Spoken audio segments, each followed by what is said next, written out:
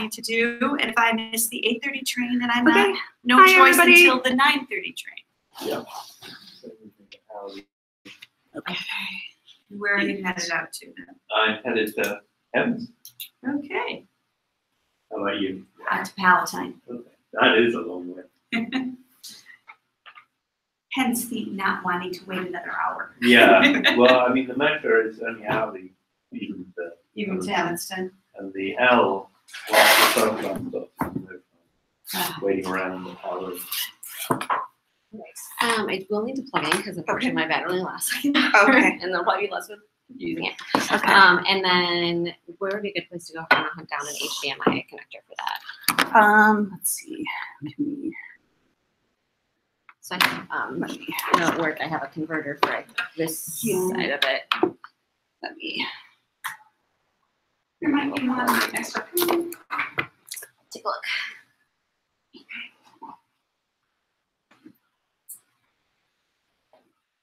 You found some good stuff there. I just found there was some lettuce, some celery and cheese left. Not much. Not much. I'll try cucumber lime mint. That sounds like an adventure to me. Well, you know, I frequently get that lemonade, but it's so sweet and strong. Well, I like cucumber lime. Whereas this Sounds is pretty actually, good. yeah.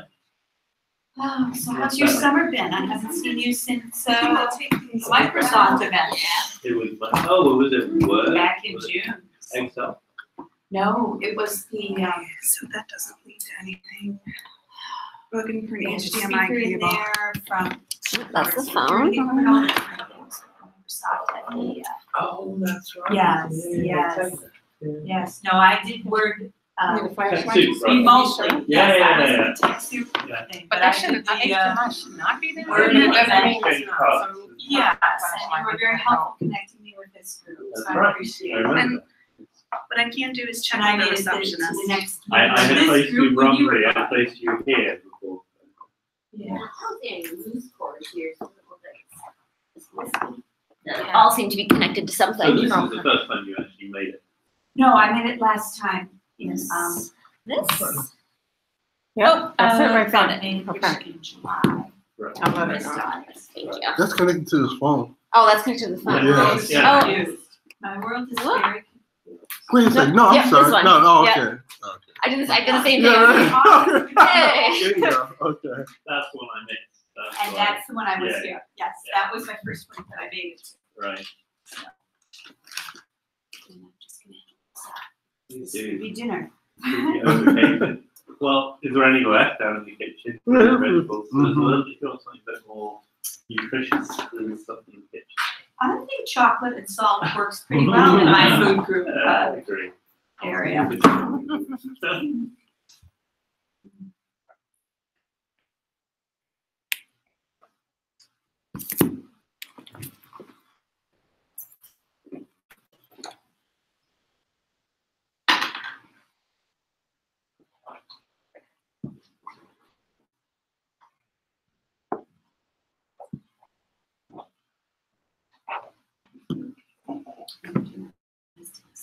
Yeah, if you don't mind.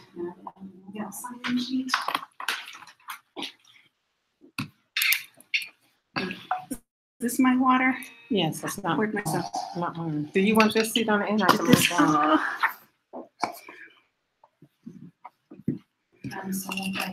Oh, yeah, I'm sure. Okay. I have my days, you know. Sometimes she sits in the back. Sorry. window, so- Sometimes it gives me an error message. Yes, I thought I saw myself on there before, and then it went away. So it seems, I think we're good. Okay. All right. Yeah, sorry. That's okay. Still running around. Yeah, that's what it's like. Right. I think that's good. Yeah, and I'll probably actually stand just so otherwise I get all. Are you almost comfortable? And so I am Linda Stetler. So I arrange all of these things. We have some events coming up in October. We have the Director of Development for Carpel's going to come out and talk about how to tell your nonprofit story. And then in November, Karen has been doing a lot of consulting for nonprofits. She has just started a fundraising accelerator to help train nonprofit personnel on, strengthening like the Chicagoland pool of nonprofit workers and getting them up to speed in terms of fundraising, and other types of issues that nonprofits have. Because she has some scary statistics about how some nonprofits just, are essentially bankrupt and, other types of things, or are just, barely clinging on to life. So what it is that she's doing is using her expertise, to try to help people, get more stability, better, do some long range planning, things like that. And super nice lady. So those are the next 2 events that we have coming up. Then for December, I have holiday party with question marks because I've been told that, December isn't necessarily the best time to try to have a speaker. So if people like the idea of holiday party, let me know. If you'd rather have a speaker, feel free to let me know too. And I have some other too. So we should have other people, soon for 2019. And our other organizers who weren't here tonight, because this is coming up very, very, very quickly, they run Tech Thursdays, which is 2 days of like workshops for small business and nonprofit. It's free. It's, where did I say, City College? Yes. And the website is techthursdaychicago.com. So it's Thursdays, September 27th, Friday the 28th. So if you are at all interested, you can go to the website, register, and attend the conference if you're interested. So Brian was our speaker for, was it August? Was it? I can't remember. 2 weeks in a row, 2 months in a row. Right. He did a couple. July and Yeah. So July he was our speaker, and August would have been Word. Is that right? So No, August was in. August was okay. So June and So July. June and July. Yeah. Sorry. Like But those two I watched on your live feed. Okay.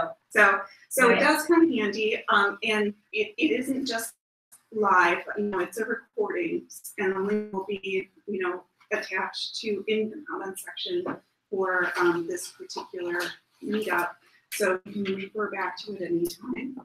it's very helpful for those of us who don't remember things so well. It's very, very useful. And when you sign up, the other thing that we we'll send you an email, and if you have, that way you know how to reach us via email, as well as Brian and Rita, my other co-organizers.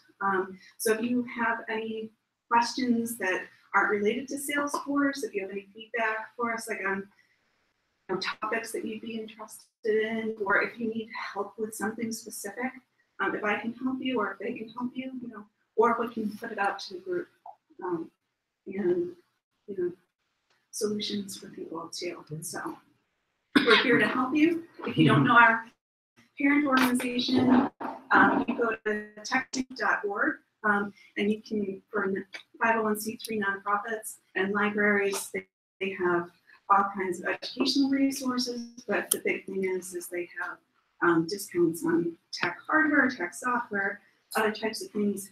However, Salesforce does its own, so, and I'm not to step on your toes, I'm sure you'll during your talk. So I just don't want you to think, if you go to TechSoup, you'll see Salesforce, because that's not the case. But you'll see like Amazon Web Services, you'll see like QuickBooks, like laptops. There's like lots of you need mobile Wi-Fi for any of the services that you provide, things like that. So definitely worth taking a look at TechSoup. So shall we go around and maybe introduce ourselves and talk about what we do? Well, sure. I'm Jill. I'm with the Chicago Center for Music Education, so we're known as CHIME. We have existed for we're going into our 37th year now, And we pretty much have 4 basic programs. So we teach music to anybody from 6 months through adults at our Westtown location. So big early childhood program. We also do private lessons and group classes. Really cool things is that we send our teachers into Chicago public schools that don't fund music education. And we have board certified music therapists. So we run a music therapy program, and that uses music as a tool for diverse learners or anyone for which music can be a connection, which is a lot.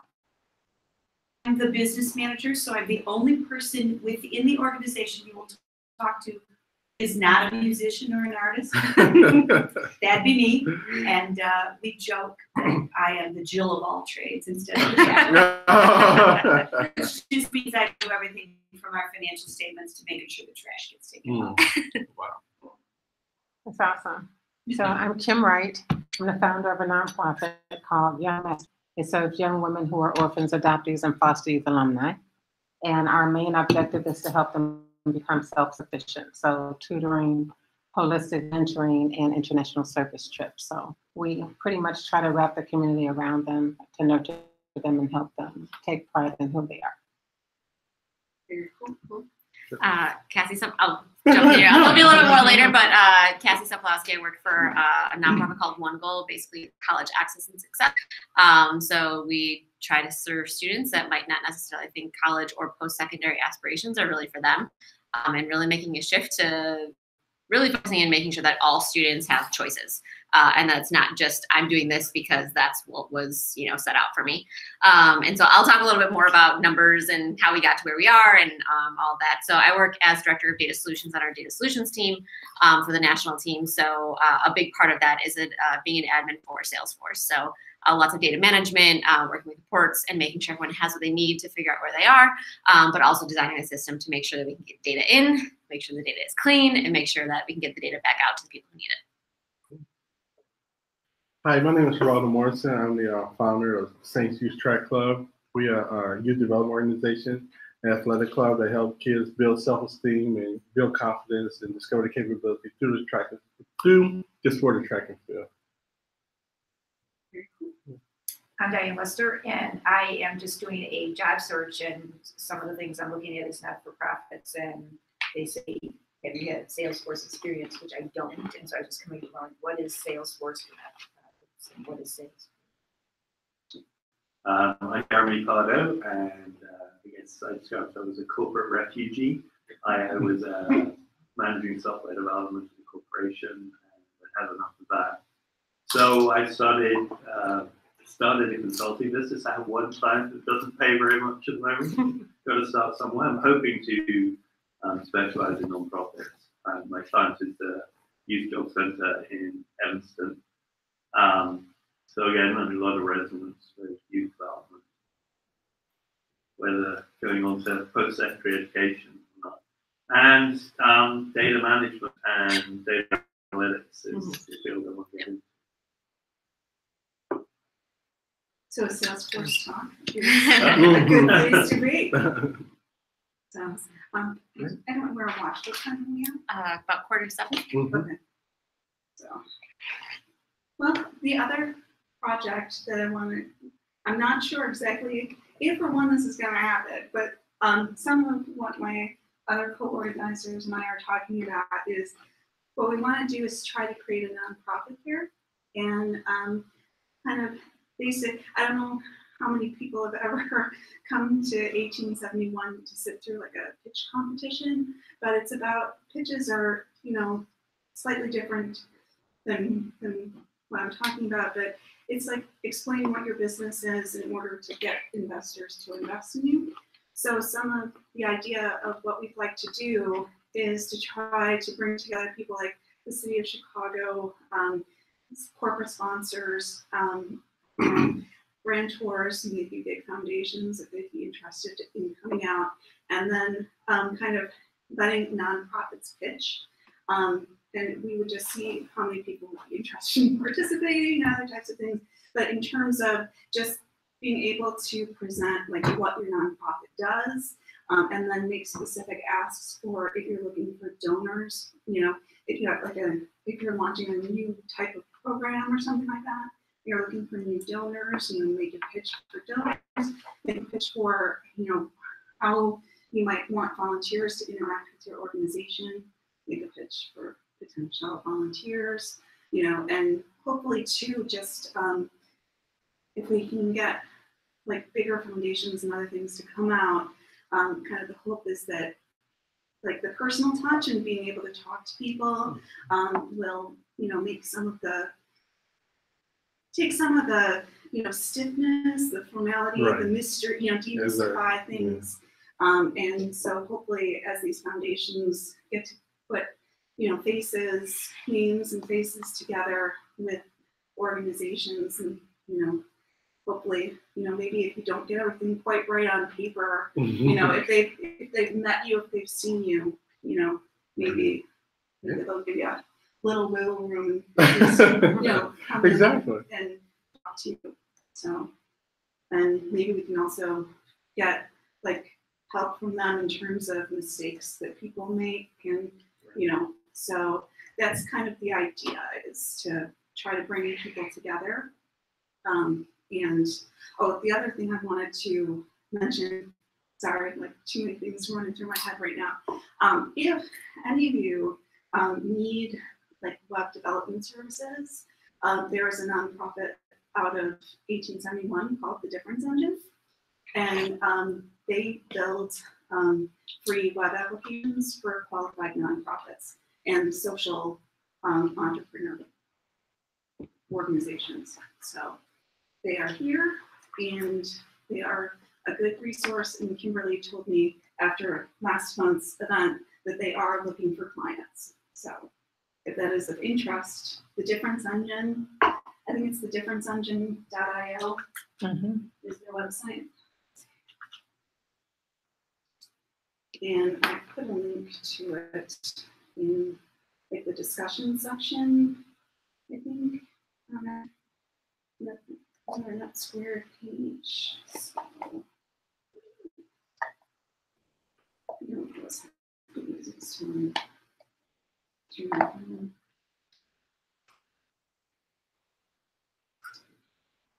Okay. Yes, it is the differenceengine.io.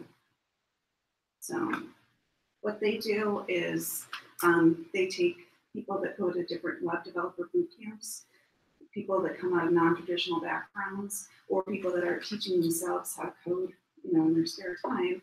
And what they do is provide them with, an apprenticeship program. So they get skills, they get, they have, things that they can put on their resume that they've worked on, skills that they've learned, and potentially, an actual functioning web application that they can show potential employers on what it is that they've done. The organizations get, a functioning web application.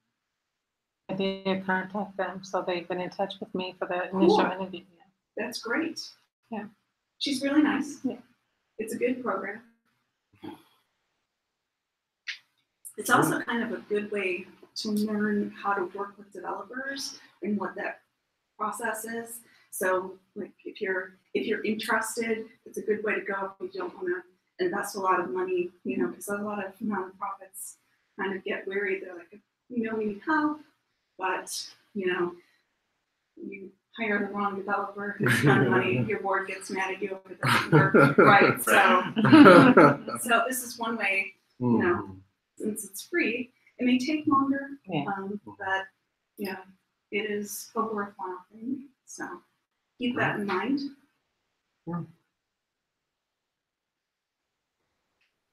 And I mentioned the city before.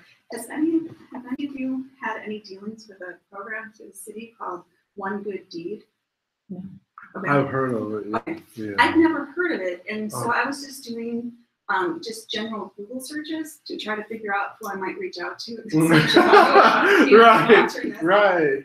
And working with us on it, and so I came across that. So One Good Deed is a website and a web application that the city of Chicago pays for, and you can register your organization, and you like fill out a profile, and they will post you, and then if people are looking to volunteer in specific areas, you know, they can find out like what kind of, how they would volunteer for you. Right. So, Great. Now, how long have they been doing it? Is that brand new, or they've been doing it for a while? once I found them, then I was starting to, I'm like, I've never heard of this. So it looks like it launched in 2017. So Okay. it's not super old, Okay. but it's not, you know, brand new either. And it sounds like it may have been, you know, Chicago may not be the only city that participates in this, because it seems to, you know, the website, it talks about, you know, like socially conscious cities or something. I can't remember exactly what it was. But, and if anybody hears that they know somebody, it's through the Mayor's Office of Special Events. So if anybody has a name of somebody, you know, Sure. pass it Pass it along. along. Pass Sure. it along. Yeah. Mhm.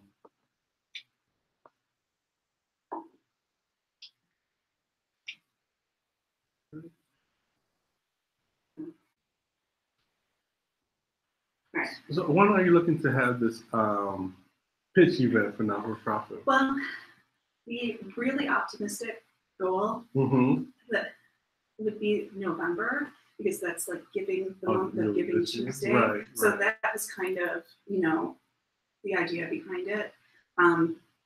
So I have a quote from, you know, 1871. I did like a maximum thing, so it would be two weekend days, the whole day in the auditorium, and it's kind of pricey. Yeah. So that's some of it. And Brian and Rhea have connections at the City College, wherever Thursday is. Mhm. So you know, depending upon, you know, what we can work out, we would be looking for corporate sponsors and other types of things, because we definitely, for nonprofits, we want to make this a free event, Right, event right, free of exactly, charge. yeah. And so this would be slightly different than, you know, some of the other conferences where there are workshops to help you improve, you know, your management, your running of your nonprofit. That's slightly different. As far as I know, I don't know if anybody's done it, so that's some of the other problems. Right, Like it's kind of a weird new thing. No, it's a good idea. I think Yeah. it's a fabulous idea for not-for-profits. Well, because we also, 1871 has a couple businesses that serve the nonprofit community. She reminded me, like, for instance, last month, Grant Hensel runs nonprofit Megaphone, and they do consulting on how to maximize your Google ad grant, because people have trouble with that. They don't, you know, use the right keywords. They, you know, don't quite understand how it works. So that's what it is that he does. We have another one who said that he's interested in being a speaker, and he kind of runs, what's the easiest way to explain it? It's like a 401k where you like invest, you know, you can send, you know, your money, and then you invest your money, and then you like specify specific charitable causes to give it to. More like an endowment. Yeah. Sort of like So an he is somebody that he said that he'd come out. Somebody else that they're not technically in the building, but he and his wife are very big at 1871. He runs public good software. And one of the interesting things that they do for nonprofits is that what they do to help promote things is attach like links to your charity to news stories or other types of things, so that if people are reading a news story and it's like, if you want to get involved, you know, you can donate or volunteer your time here. You know, so that's some of what it is that they do. Kind of an interesting approach. What's that public good one? Public good software. Software. And then I'm not sure where she is in her development, but another woman who has developed an app called Gively, and that's like a mobile application to make donations easier and more convenient for millennials to give to charitable causes. So, so things like that are, you know, in process here. at 1871, as well as like nonprofits, like the difference engine that function out of here. So,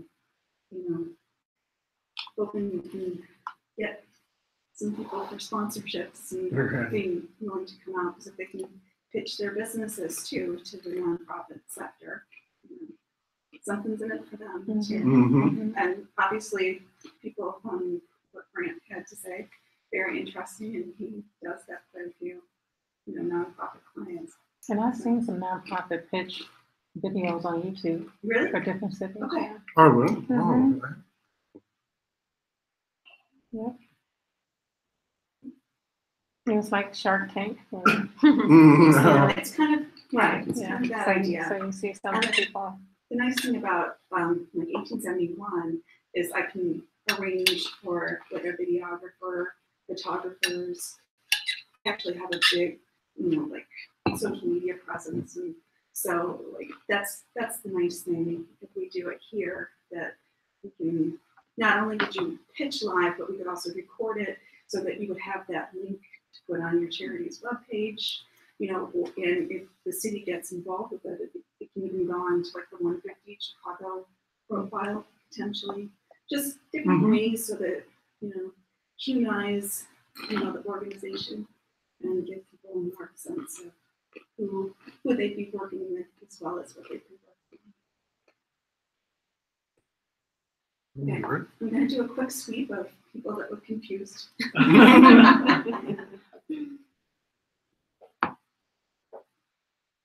Your average person at 1871 doesn't look confused, otherwise we'll be rounding up the wrong people.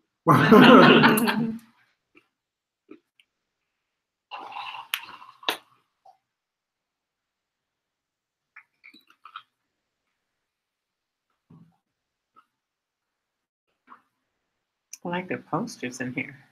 Yeah, I was trying to read everything on there. Yeah. You walk around, there's some pretty bold artwork. Like there's one down there with this woman with blood running down her face. Oh, okay. It's very interesting. Very. Frightening. The piece is a little scary. I think the Billy Joel poster around the corner, that looks fine for me. Like one of the creepy classrooms with all the kids with blue eyes.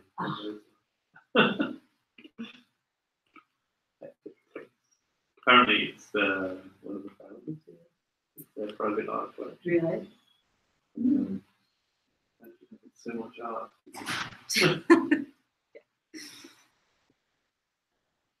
This guy out here. Right. Recognize him? I did not see anybody looking lost or confused. All That's right. right. So I think this might be our group right now. I suppose it's not here. I'm sorry. So yeah, I'll go ahead and get started. So again, kind of trying to cover Salesforce for nonprofits. So I'll give you a little bit of overview of what we do at One Goal, how we use it, and then go into some of the Salesforce stuff. I do just want to send a caveat. I do not work for Salesforce. Just so yeah, they usually have like forward-looking statements and don't buy a product based on what I'm saying today. I don't have to say that because I don't work for them, but just want to make sure that like I'm not going to have crazy numbers and all those things. But I've been using it for 4 years at a nonprofit and pretty well steeped in the community, so I'll talk about that as well. I know that this is being recorded, but there's also a link here. The bit.ly link is a link to these slides that you can just view. I'll have it up again at the end, but if at any point you want to review them, you can access them there. And if you're in the Twitter world, that's big in the Salesforce world, I'm at Cassie Supilowski, so you can use that if you like. So I'll do a little bit of an intro about myself, get a little bit of a better grasp of who's all in the room today, talk about the Salesforce Nonprofit Cloud, and actually I just flip-flop these a little bit. So talk about Salesforce at One Goal, and then what they call the Trailblazer community at Salesforce. So a huge opportunity to get involved in Salesforce if you're looking for a job or you want to find out more, including Trailhead, which is their new way, what they call the fun way to learn Salesforce. And it is really, really awesome, especially if, things that are gamified get you riled up, then that's going to be the thing for you. And then, of course, we'll have time for Q&A. So I wanted to share a little bit about myself. Director of Data Solutions at One Goal. I'm an engineer turned science teacher turned Salesforce administrator. So a little bit of a weird path. But the funny thing is, if you talk to a lot of folks in Salesforce that are either more probably on the admin side, maybe not as much with developers, everyone kind of has their own path.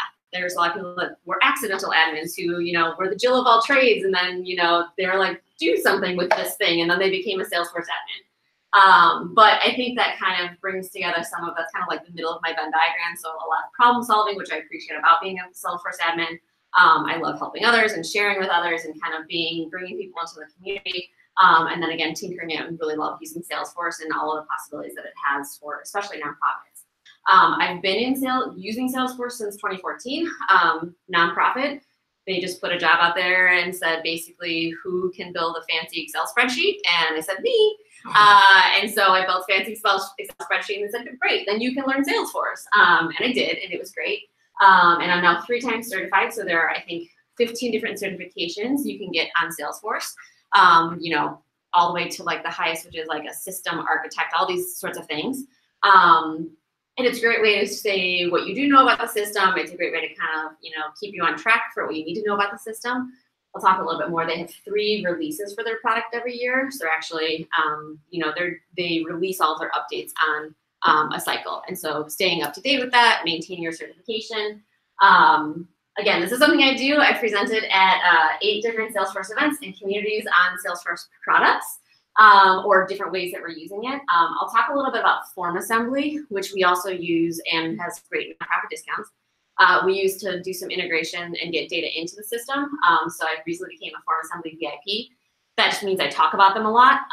So I'll talk a little bit about how we use that, especially with our students. And how I actually got connected here today. I am the co-lead of the Chicago Nonprofit User Group.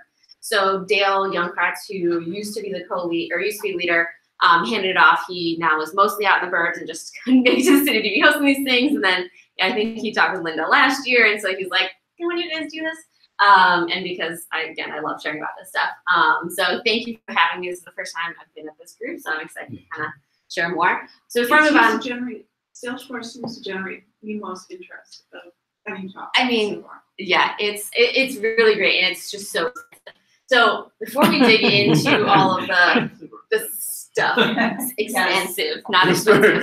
They have a great deal for nonprofits. I think it's generally their stuff is like 50% off. 10 for free. 10 users for free. And they have Get it set up. Yeah, you have different models and all sorts of stuff. There's people are emailing me and messaging me all the time wanting to volunteer because they want to get the experience for their certification. So for us, we're a larger nonprofit. We've been around for 10 years. I always have to do the payoff of like, well, I have to train you and get you up to speed. We have 3 full-time Salesforce admin, and so I'm always like, yes, sorry. I'll talk a little bit more of that. Like, you see the jealousy. I fully recognize what we have at One Goal. But yeah, so there's lots of people. There are actual pro bono systems where Salesforce will do pro bono stuff from people inside the system, partners, consultants. But then there are people who are, looking to skill up, looking to learn more, or looking to just learn more about the ways that Salesforce can be used. And we talk about nonprofits. I mean, I think everybody in the room had a different example of a nonprofit that we work at. And so everything that we do is going to look different. And so they're excited to get in and work on a project and help you out. And then, you can vouch for them when they're looking for another job. And most of the time you don't pay them. So, but I would love to kind of get a feel. I want to make sure I'm kind of minding my jargon. How many people in the room prior to this event had heard of Salesforce? Okay, has anybody had a glimpse into what it looks like? Kind of had a hands-on at all? No. A little bit. Okay. Yeah. We're all sort of this is a tech gathering. So if there's anything that I say that you're like, oh, hold on, can you please explain that? Please stop me. While there are slides and an agenda, it hopefully is very informal. And I'm just standing because if I sit, then I lose my wind. So I don't want me sitting to make it feel more. So a little bit about One Goal. So I talked about being a college access organization. So this discrepancy here is really the reason we exist. 22% of low-income 10th graders growing up in the bottom economic quartile are completing a post-secondary degree by their 26th birthday, compared to 67% of students, their counterparts in the highest economic quartile. And that is not for lack of want. I think the number is when you survey students at the 10th grade or whatever level, something like 90% of them say that they want to go to college. And so that means there's a huge discrepancy between who wants to go and who actually goes. And so what we're doing is trying to close this gap, and not saying that everyone needs to have a college degree and, you know, that's the thing, but that if that is what you want, then you feel prepared to pursue that. And so just making sure that they're thinking about what post-secondary options are, and starting to solve for that. And so we do that in a couple of ways. Our program is unique in that it is a 3-year junior year of high school, and then we also work with teachers that are already in schools. So we're not pulling someone after school, we're not pulling in, you know, external mentor. It's somebody that, you know, I used to teach science, so instead of teaching 5 classes of science, I taught 4, and then I would be a teacher and teach, you know, this one goal curriculum. And then that 3rd year is, in theory, their 1st year out of high school. And the teacher serves as a mentor, a remote mentor most of the time for them too. Hopefully that by day 1 of what might be sophomore year for them in college, they feel prepared to kind of move forward and graduate by that 26th birthday mark.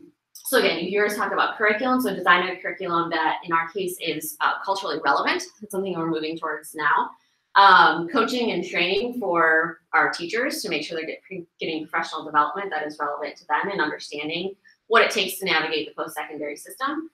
Technology, which is where we come in, customizing a platform that equips our team. So that is our staff members, it is our leadership team, it is our teachers. Our teachers actually log into Salesforce. And then using technology, even though our students aren't logging into a platform yet, how can we leverage technology to get them information that is going to help them make decisions? And then really focusing on those post-secondary partnerships too, because K through 12 can be beautiful, but if they step on college campus and that campus isn't prepared to serve a 1st generation college student, then that is kind of all for naught. And so kind of putting those pieces together to make sure that we're serving students. So we started in Chicago, so we hit our 10-year mark this year. And we have expanded to 6 areas, with the Bay Area being our most recent region. And so again, leveraging and managing data across 6 regions is really fun and exciting and keeps me on my toes. I just had a case this morning, it was like, fun fact, the Bay Area has 2 different kinds of GPAs that they track. So we're figuring that out. So a little bit about us by the numbers. You can see kind of where we started and the trajectory of our student growth here.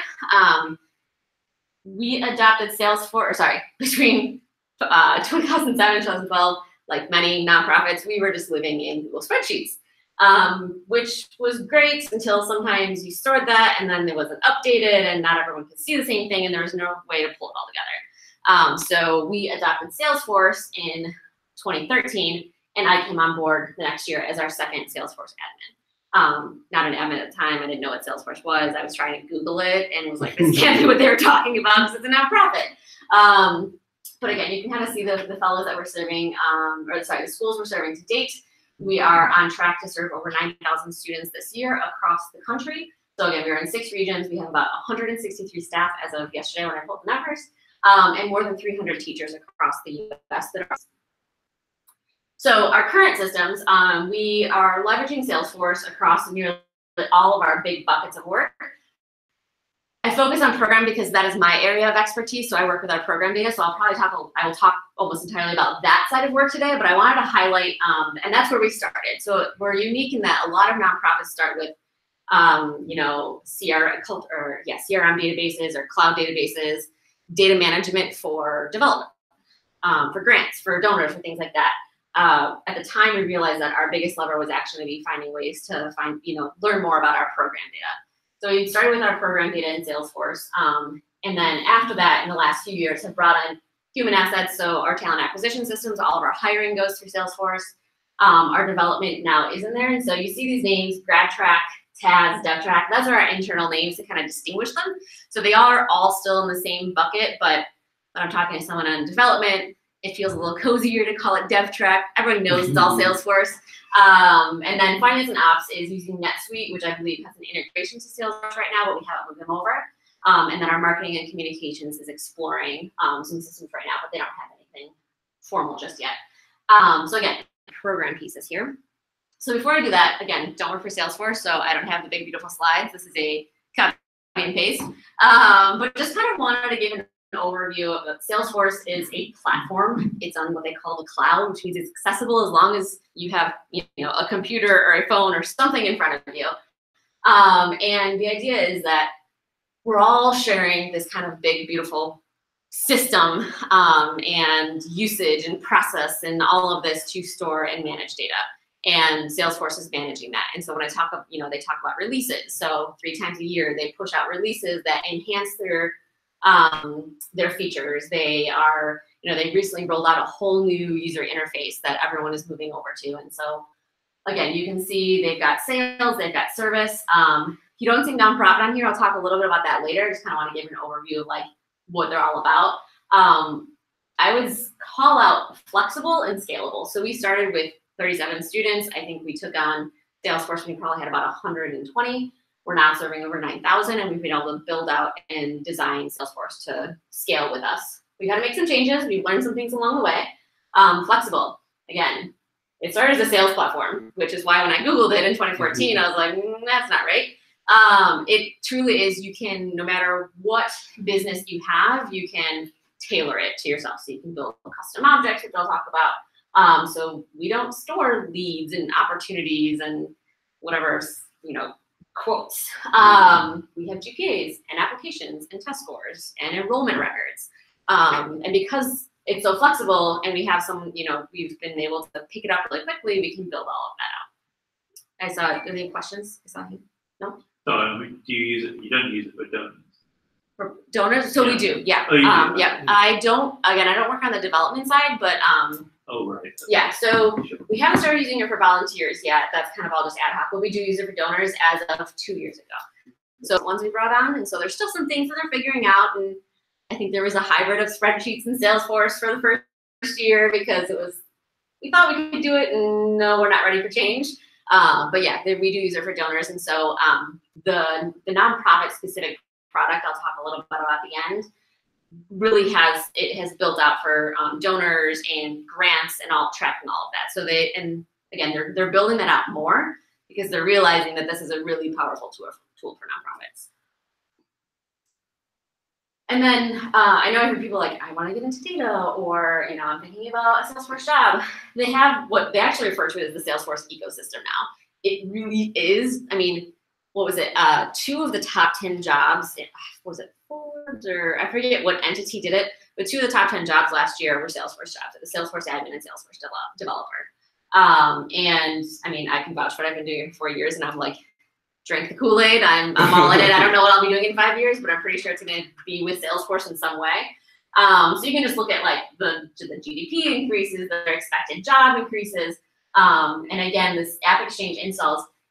Going to the flexible piece is that there's Salesforce, and then there's all these other things that integrate with it. So I'll highlight some of the things that we use to enhance Salesforce when maybe there's something else that we want, or we have a very specific vision. They have, again, all of these apps that you can add on. So I'll talk a little bit about that.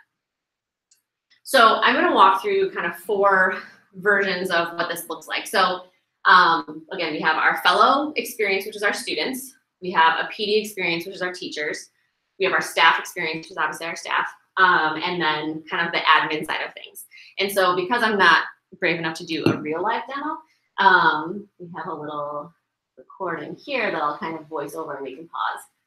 Let me pause here. Okay, so I mentioned form assembly. So this is a form where we are asking students to update their application data. And so they can come here, and this is all built out, no developers, no like fancy coding or anything. This is an add-on to Salesforce. So this is something that we're integrating. We're taking the data here and we're sending it over to Salesforce and say, okay, put it in these fields. But before that, because our students can't log into the system, they might not remember what applications they already updated or what they put on their list last spring, and now it's the first day of senior year. So what we can do is we can say, all right, give us your email address, and then we're going to send that over to Salesforce and pull your data back so that you can see it. So that's another great feature of Salesforce, is that they are open to integrating with lots of stuff. So you can see I put my email in here, it's unique, and so now it's going to pull up this form where students can kind of see, okay, here's the applications I have, here's the statuses that I need to update. And again, all what we call like point and click. And so they're going to go through, they can update their statuses. And this will go into the system and then determine whether they see those applications again. And so you'll see, we'll kind of go scroll through and they have a whole long list here, and maybe they're trying to narrow that down and say, you know what, I'm not actually considering that college anymore, or I got waitlisted, or I haven't heard back.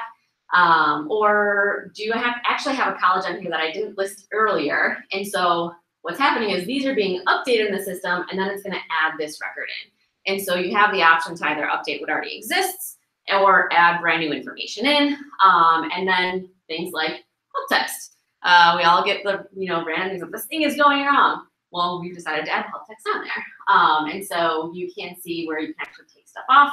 We're going to submit it. It's going to say, great, thanks. Now you can go back to that form and you can see your updated list. So I'm going to go back.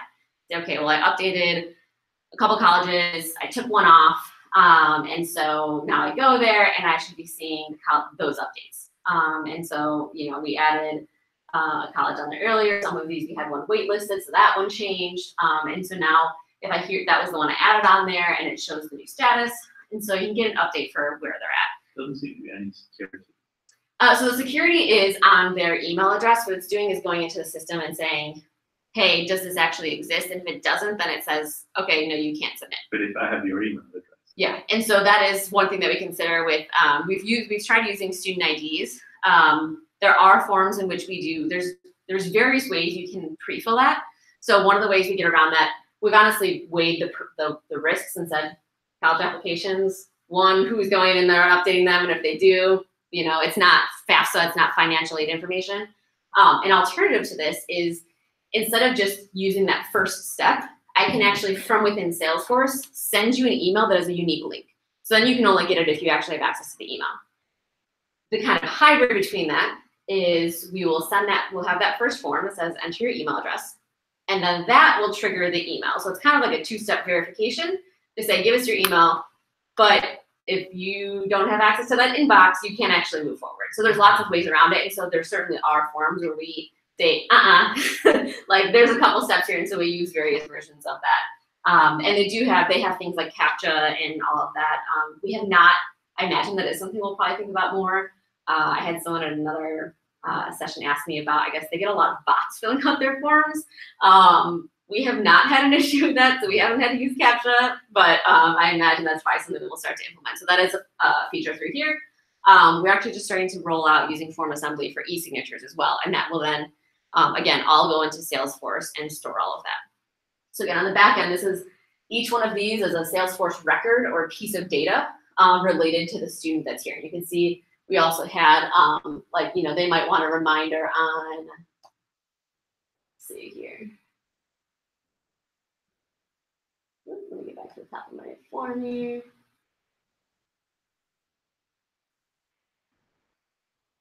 So at the top of the form, we also added on, here's a reminder, here's what your SAT is, here's your most recent GPA, and if you don't have an SAT, then it doesn't show up. So it's another great way to get them information into the system. Oops. There we go. Yeah, PDs. So since we've had Salesforce, our program directors or our teachers have always had access to Salesforce. And in the beginning, we had this big, beautiful, bold vision of they were going to log in every day, and they were going to enter data manually, and they were going to look at reports, and they were going to look at dashboards.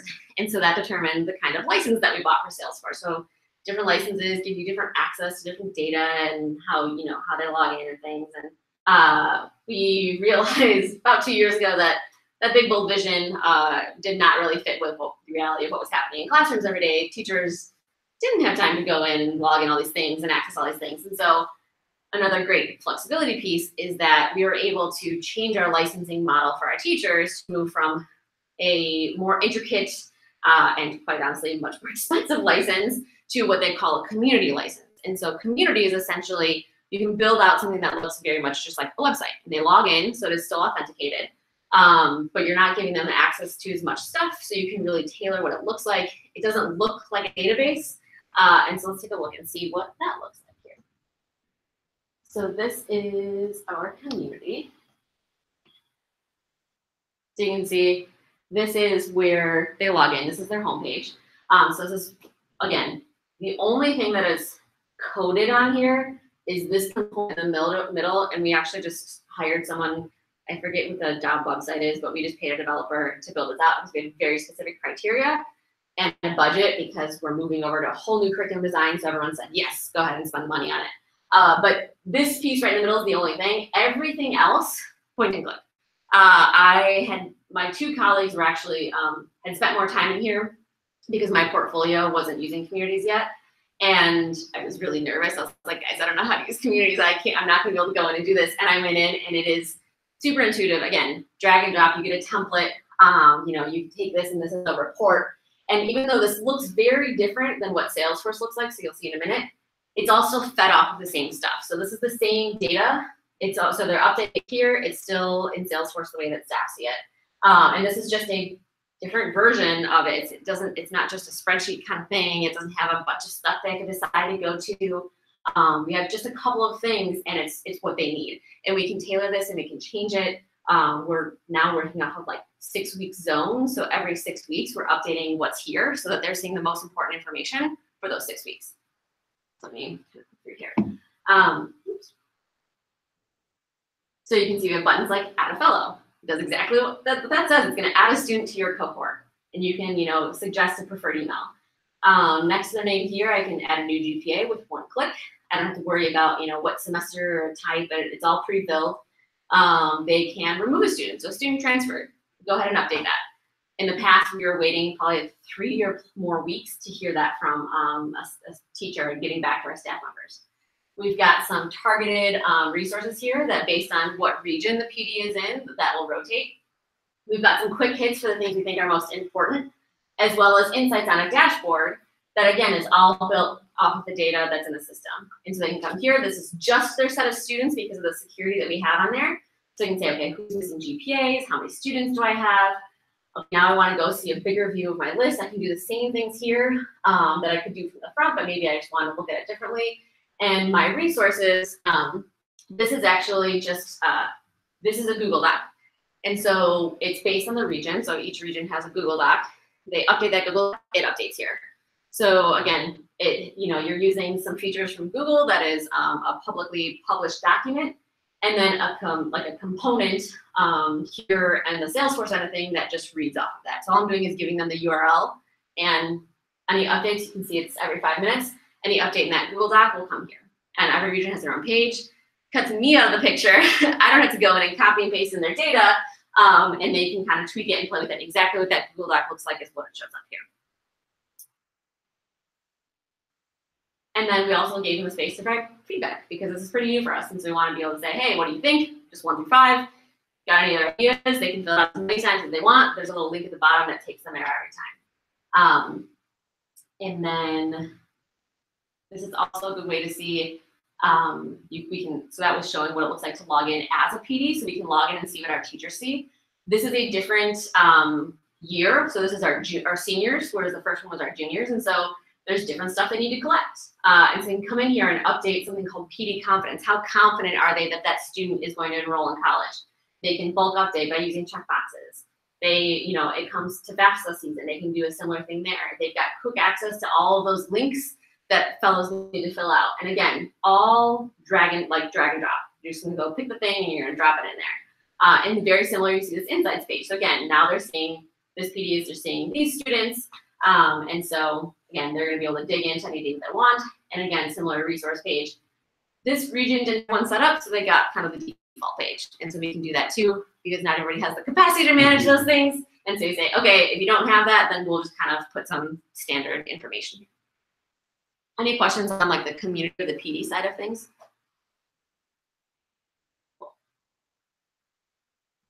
Oops. There we go.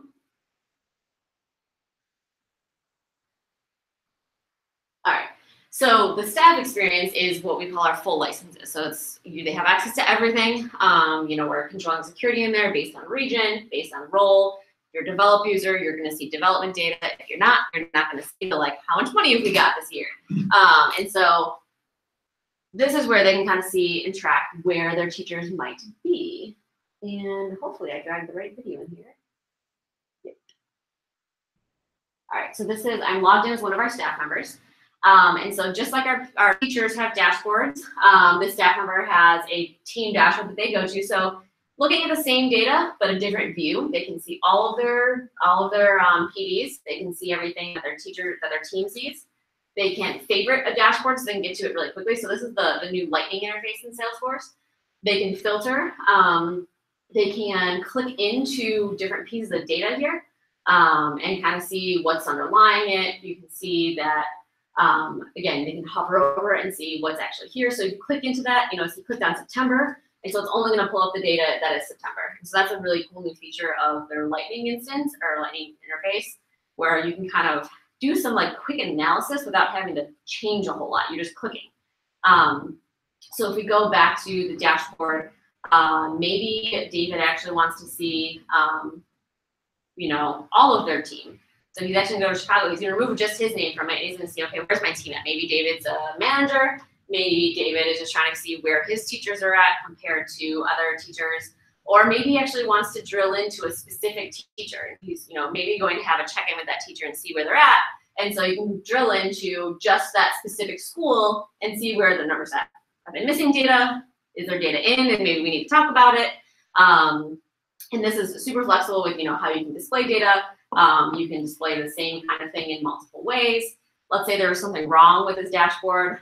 David can come in here and create a case for our team to say, hey, can you check this? Can you fill it out? So he can also get support from within the same system. A lot of folks use cases for external users as well. We don't yet, but that's a big use case for it. So, teachers or volunteers might reach out via cases. Again, you can click into the specific set of student data for that year, and it's not quite what he wanted to see. So he's going to go over the contact record, and he can log in and see what Vaughn sees. So that is another cool feature here, is that we can actually spot check. And so maybe Vaughn was like, I didn't see the list of you that I was supposed to see to put it in. So David can log in and say, oh, maybe you make sure you go to the Fellows tab. I can see what you're seeing. It looks like it's all there. Or maybe refresh your page, or maybe you just need some additional training. And so this particular PD may have more than 1 year, and so they can swap between the different communities. And so there's a couple of different features there. Another great thing here is there's chatter. So there's also a great way to communicate within Salesforce. So David might come in and say, hey, maybe instead of that case, he's going to come in here and mention me and say, can you come check this? Or he might mention a colleague and say, oh, come check out the dashboard. Or can you tell me more about this data at Lakeview? And so he can come in here and mention people, and it'll tag them, and they can have an ongoing conversation right on the document there. Something that is new here, and I'm going to pause because I recorded this far too fast, is another talking about add-ons, is our new learning management system that we built out in Salesforce. So it's called LearnTrack. It's an add-on. It was free, not even just free for nonprofits. It's free. And so learning management system, we're very similar. It's gamified, so you can earn badges. And on the back end, I just did a lot of linking to Google Docs and videos that we've already recorded. And so we can see that there's this Learn tab here that David click into, because he's saying, you know what, there's something up with my dashboard and I want to fix it on my own. And so I want to go figure out how to fix it. So he can go to the catalog. He can see all of the resources and classes related to Salesforce. And it turns out David's actually completed them all already. But you can see different badges that he's earned and different topics that he can learn. So this is just another thing that you can add on top of Salesforce that isn't just about serving our program, but it's about learning. How do we actually make sure that we're, as prepared as we can be to serve our teachers? And how do we make sure that we're as up to date with the system as we can be? So you can see the catalog. You can see David's actually the top ranked here because he's completed all of them. You can see who else is doing what. So managers, when we have new hires, can come and check in and say, oh, hey, I saw that you didn't do Reports 101 yet, or you should really check out this other thing. So that's another great add-on that we've done recently. So kind of just showing some of the different features that we have across the different functions. And there it is here. That's not what I want to do. All right, and then kind of the admin side of things. So okay, I do have a question. The learning management, something went off because I was thinking that's where our participants could actually do learning, but that's for your staff. And so in this particular case, it's for our staff, but you do also have, so our PDs are in a community now. lots of folks have volunteers or whoever log into a community. So licenses are relatively cheap compared to everything else. And so that same functionality is available in the community. Okay. And so that's actually something we're thinking about doing, of like, how do we actually build out training and learning for our teachers? Because right now it's kind of just ad hoc. Okay. And it's, this region might do this region might do this, or we're trying to get all the teachers in a room at our office on one day when maybe they all have a day off, or maybe they have to take a comp day, So really thinking about how could we actually leverage that. And so it's available in communities.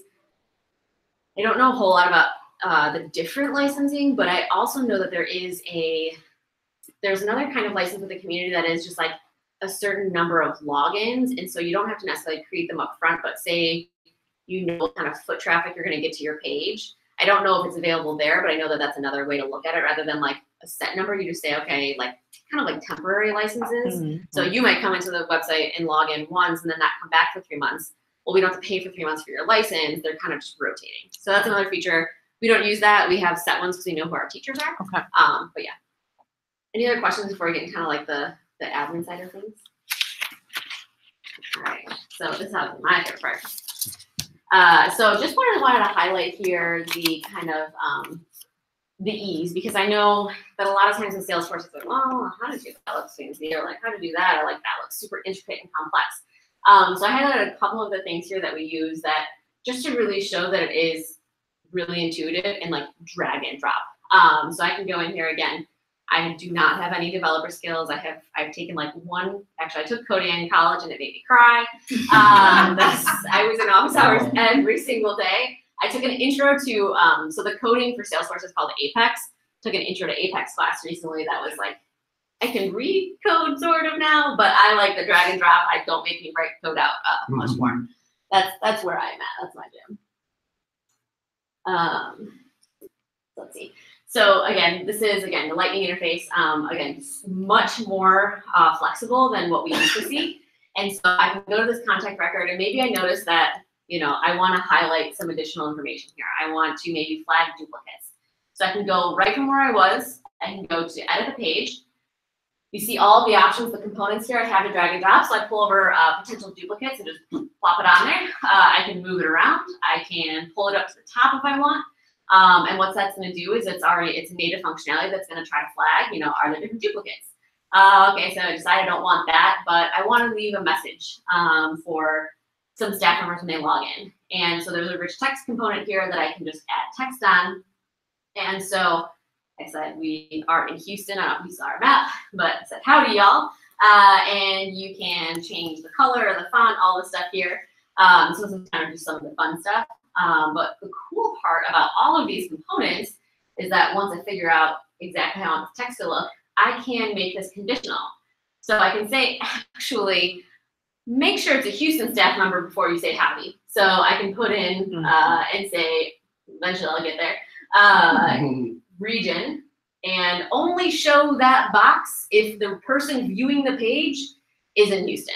Or I can say, only show that if the context that you're looking at is in Houston. So again, the idea there is, my closet's here. The idea there is that it's just flexible. So I can make sure that the right information is getting to the right person at the right time. So maybe I'm saying only show the, maybe show a warning if it's May and they have no application submitted, a flag for a teacher or a staff member to say, maybe you want to follow up with this student. Or, somebody said that they were going to donate and they said that 3 months ago and we haven't gotten any cash in yet. Maybe you want to follow up with them. And again, the rich text is obviously a very simple version of that, but you can also show report components on there. So all the different stuff that they have on there. And the cool thing is, I'll talk about community in a minute. There's also a lot of people out there that are like volunteering to build stuff. So they're building all of these components over here and making them available. And so I'm not a developer, but somebody out there really gets kicks out of, developing how to pull a list of contacts that is this very specific set. And so they're going to build it and say, hey, here, go use it. Now you can drag it and drop it on there. And so that is very cool. The next thing you'll see here, so a lot of what we want to do when we talk about data integrity and data validation is making sure that we can either automate things or we can verify or we can vet things. And so we want things to happen automatically. Whenever we, you know, why have somebody go in and have to click this checkbox if we know that checkbox should be checked if this thing happens? So how do we get the system to sort of self-moderate and make sure that it's updating when we know there are things that are true? So this is called Process Builder. And so this essentially is a process diagram that actually does stuff. So you can come in and say, like, if this thing is true, then come complete this action. So you can post a chatter, you can send an email, you can update a record. So if you know, if you're talking in sales or donors, if it is a high priority donor and the dollar amount is above $10,000, I don't know how much money people actually get in these things, I don't work on it, but make sure you send an email to the executive director. Or make sure you send an email to them and say thank you if you got cashed in. So those things that take away the rudeness and allow people to do their jobs better, which might be talking to humans, not filling out data. Mine is more on the filling out data side. But you can kind of see here, again, it's you're accessing stuff that's all in the system. And so you can see kind of what's here. This is a little bit crazy of a formula. You don't have to get that extravagant, but you can, which is the cool part. And you can see you can do multiple actions. So this one happens to be updating information, adding criteria. I can give it a name. I can say, okay, if this thing is true, so if region, and you're seeing it's pulling in the fields that you already have. If region is Houston, then we're going to save that. You can do some conditional stuff here. It's going to save that criteria. So if it makes it to that node, then it's going to say, okay, and region is Houston, then come do one of these things. In this case, I'm going to choose chatter, which is, again, is that internal communication, social piece. And then you can choose, are you posting to the person that's seeing it? Are you posting it to a specific group? Maybe you're posting something to the Houston staff member group. Maybe you're posting it to the record that you're actually on. So in this case, that's a college. And again, so there's just lots of flexibility in here. You can post to a specific person, and it's all in Salesforce, and so it's all linked. So I'm hovering over these things, and it's showing me what's available. And so I can say hello if that thing happens. And this is the community side of things. So coming in, again, all sort of drag and drop. So similar to what you saw on that contact page, again, you can take a component, and you're going to drag and drop it over here, and then it's going to say, okay, what do you want to do with this? So I drag a report chart. And what it's going to do, again, because it's all part of our same database, it's going to say, okay, which report do you want to put on there? And then I get to choose and search for all the reports that I have, and I can add a report on there. We have a lot of reports, so that's a lot of scrolling to go to. But we'll choose a GPA here. I'm trying to find one that actually has data in it. And so we'll choose data. Choose a report. You can say, do you want to filter by anything? How often do you want that to automatically refresh? And you've got a component there. And just as easy as I put it on, I can delete it. The difference of the dashboard. So that's where you can actually control like what goes up here. You have your navigation bar, so that's all editable. But I can actually go to the dashboard and say, okay, this is what Chicago should see. This is what Atlanta should see. And that's how we're controlling. This is in our, what we call sandbox, or our test environment, which is why there's no data there. But we want to make sure that a Massachusetts teacher logs in, they don't see a bunch of stuff about Chicago. And not even that they have access to the like underlying data, but if students in Massachusetts take the ACT, they don't need to see a report for SAT.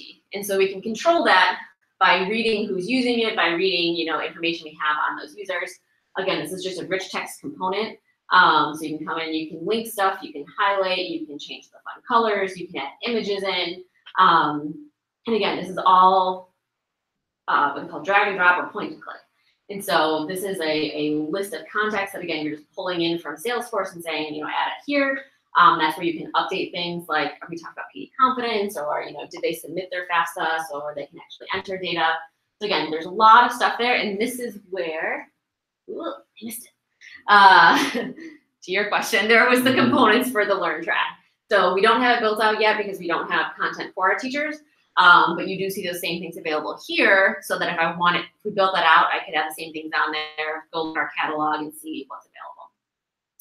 So that's kind of my 4 kind of overviews of the different kind of personas. So I will pause there before I go into like some of the Salesforce nonprofit specific their slides, which I have access to from some other stuff.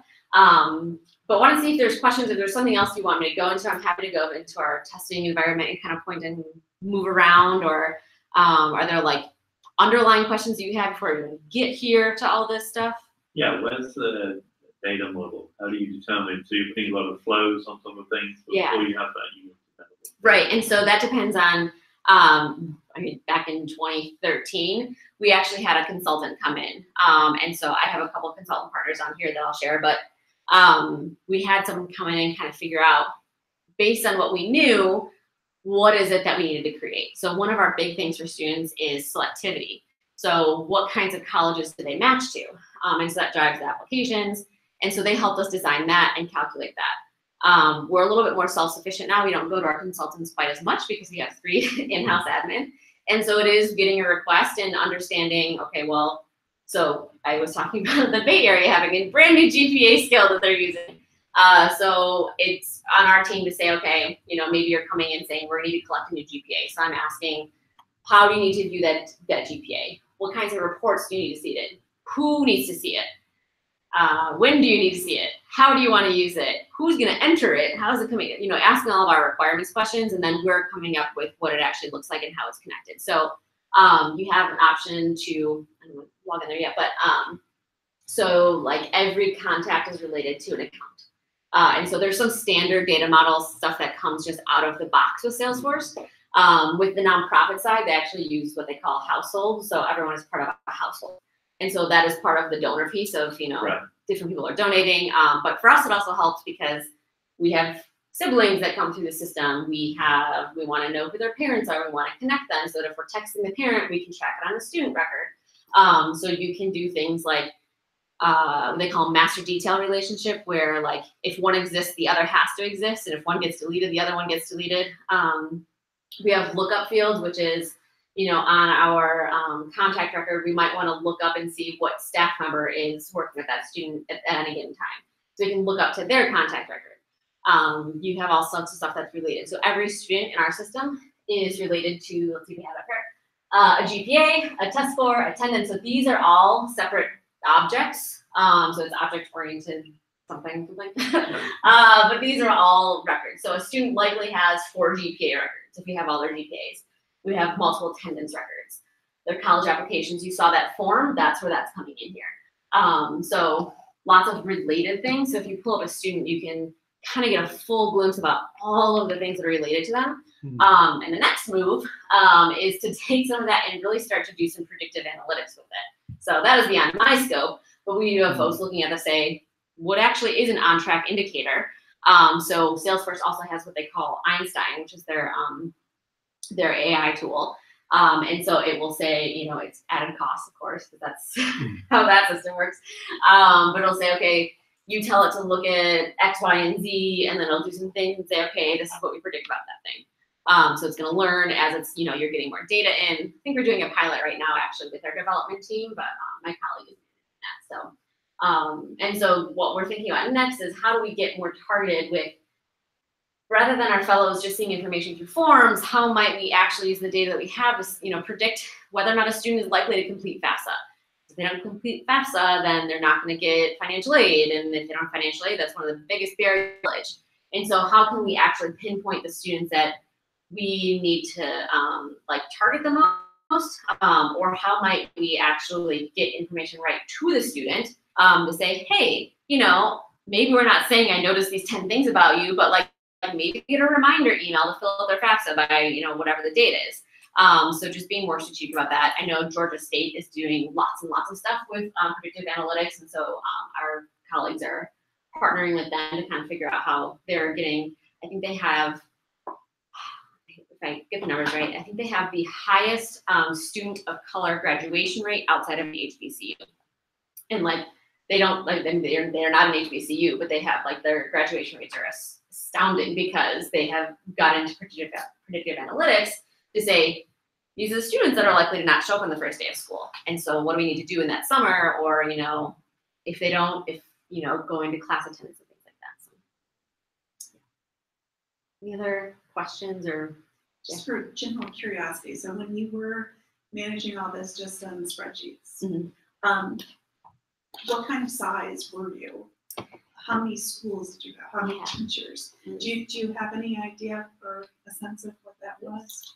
And because it seems like now Salesforce is letting you process. Yeah. So FY13, we hit about the 2,000 fellow mark. That was when we pulled Salesforce in. So up until when we served, what was it, like 1,300 students, we were still working in spreadsheets. And I think these first 2 years are actually an after-school model, so slightly different. But yeah, it was becoming unmanageable.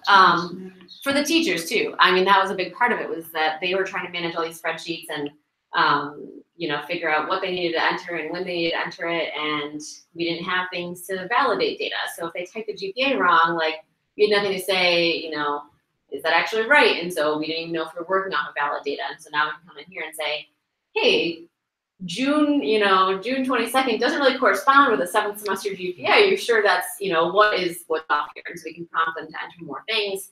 And because it's all in here and it's all related, we can send it back to them different ways. So when it was in Google Spreadsheets, if you wanted a report or you wanted to look at some sort of analysis of everything, you had to send a case or an email to maybe the one person that did any sort of Excel stuff. And that was before my time. And, you know, they might have gone and done some pivot table stuff and then they get it back. And one thing we are talking about now is we get requests to look at reports, and it's like by the time they were getting information back, it wasn't relevant anymore. So like I had this question about, you know, what should I do with students that are in a certain GPA band, but by the time they get information back, they're worried about applications.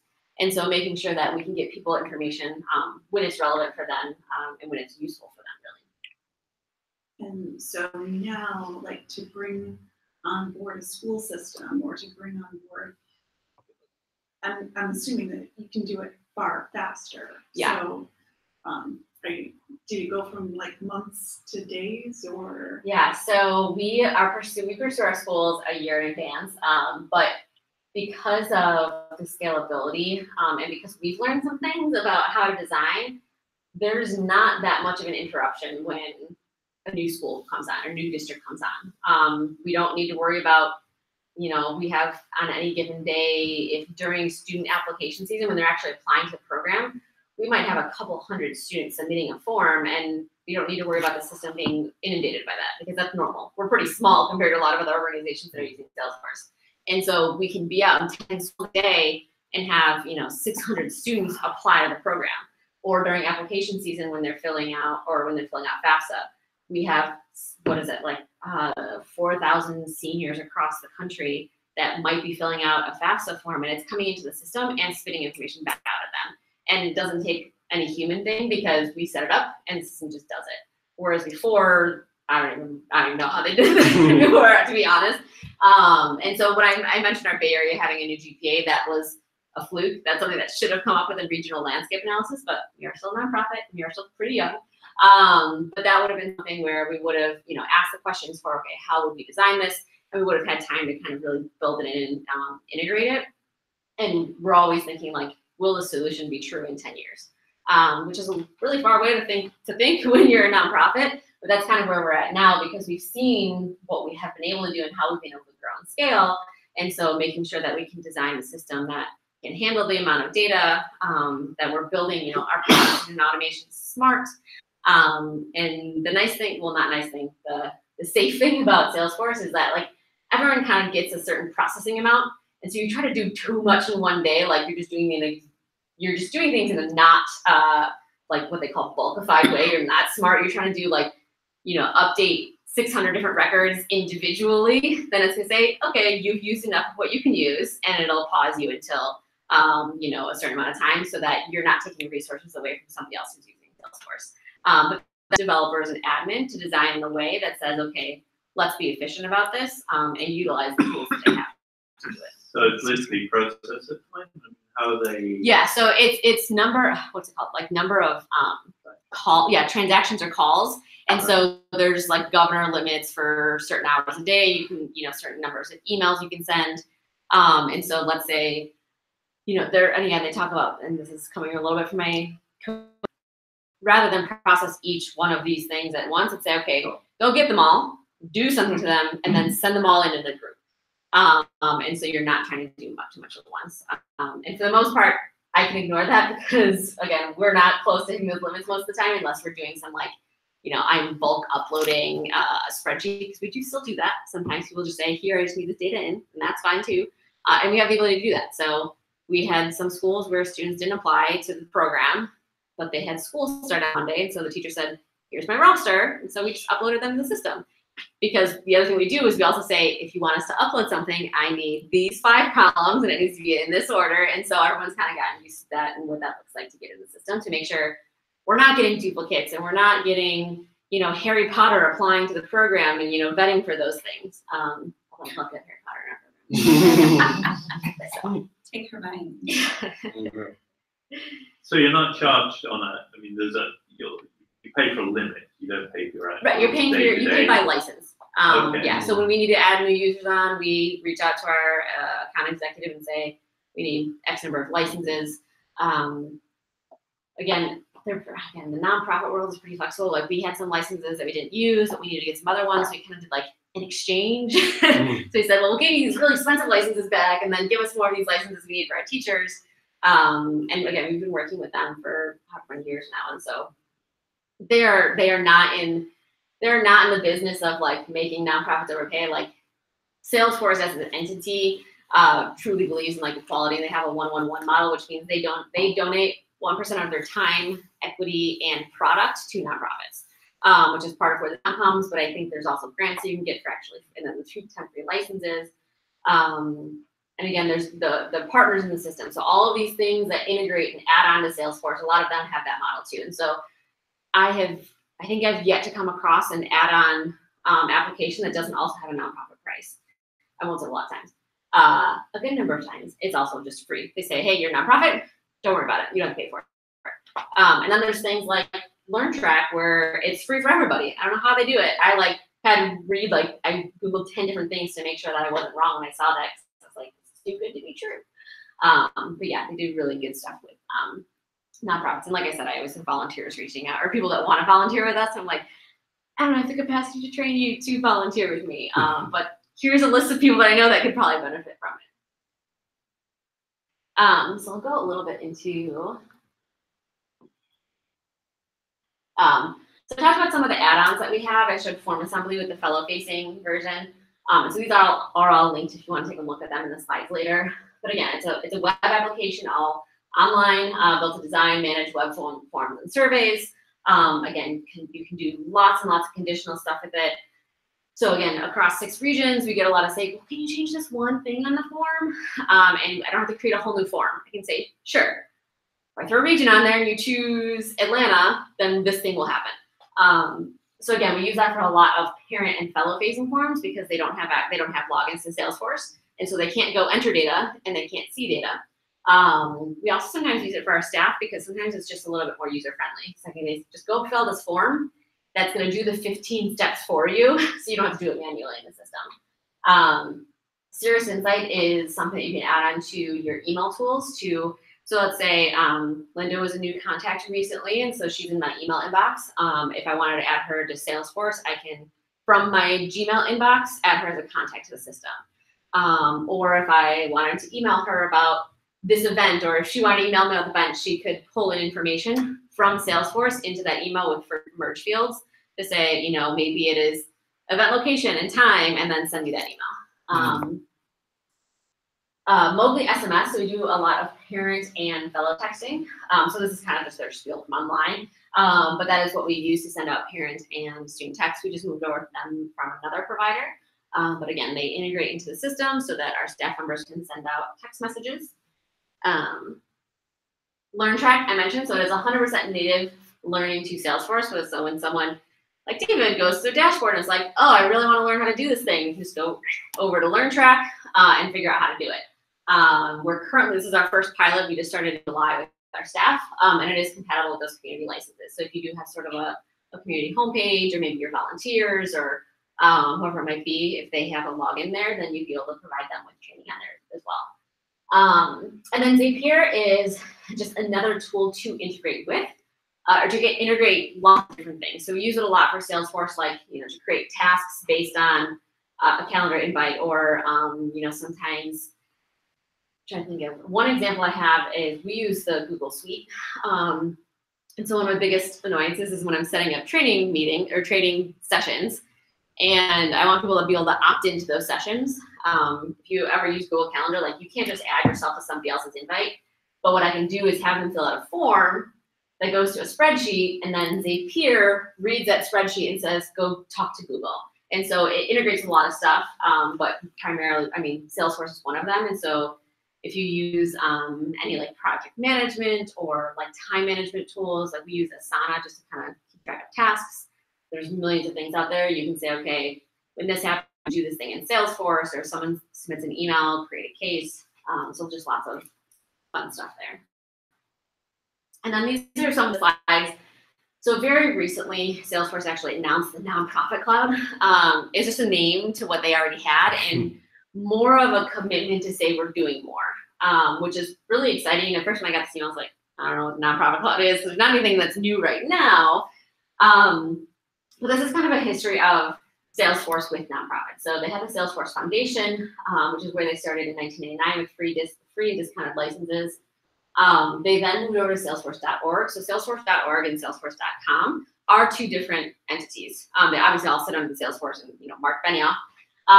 But Salesforce.org works specifically with nonprofits, healthcare systems, higher ed, and K-12. So those are their four nonprofit or Salesforce.org groups. NPSP was Nonprofit Success Pack. So that's where we got things like the household model or different fields for tracking donors or date of last gift. Those things all kind of came natively. So that was in 2016.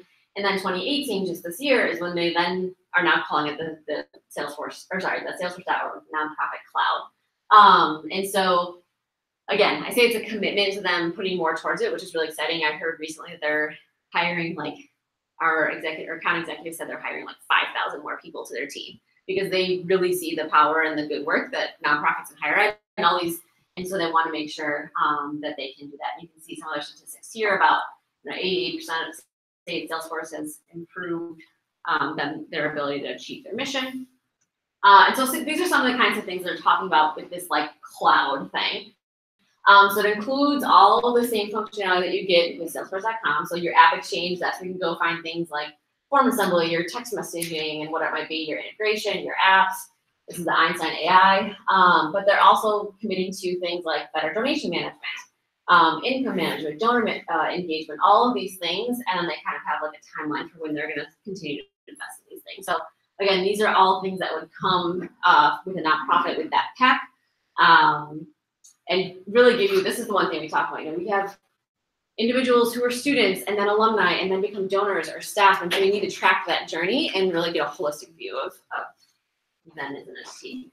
And so they kind of, they've got fundraising, program management, engagement, all sorts of stuff that they're building out, including like some marketing stuff, to really make sure that the tools that they have access to because of Salesforce.com, they are really utilizing and figure out how nonprofits, higher ed, et cetera, can make the most of them. So again, it's just some of the things that they're committing to on their roadmap. And this again, I think is just one of their little spiels. So the last thing I want to talk about is two last things. There are some consultants out there that specialize in nonprofits, Salesforce design. There's a link to like a whole bunch more. They have other ones that are specific to health systems. They have ones that are specific to higher ed and K-12. But these are some of the names that I hear most often. We used Exponent Partners a few years ago, and we still work with them on occasion. And then one of my favorite things about Salesforce is actually the community. So when I get stuck, even though I'm a team of 3, I also have thousands of other admins that I can go post in the community and say, I'm stuck here, help. And they respond. So earlier, my colleague was like, this report isn't doing what I wanted to do. We did some Googling, we couldn't figure it out. I said, just go post it in the community. And he got a response in like 3 minutes. I personally have alerts set up on certain groups because it's something that I care about. And so when someone asks a question about form assembly, I get in there and I'm answering it because like it's a way for me to learn. It's a way to give back because our organization and I wouldn't be where we are without other admin. So like I said, I co-lead the Chicago Nonprofit User Group. So we meet in person like every other month or so.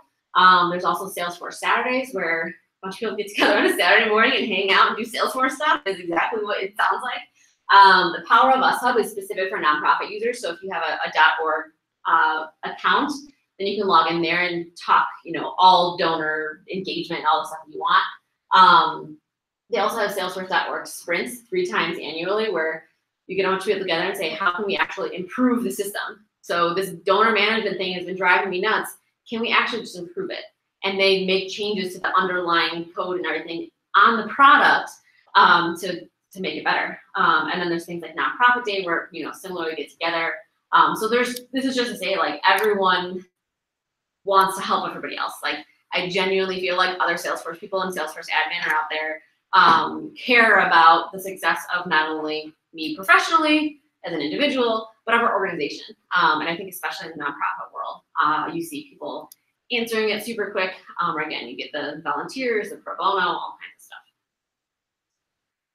And then newer recently, I know some people talked about kind of getting hands-on and figuring out and learning more about Salesforce. They have their online learning system called Trailhead.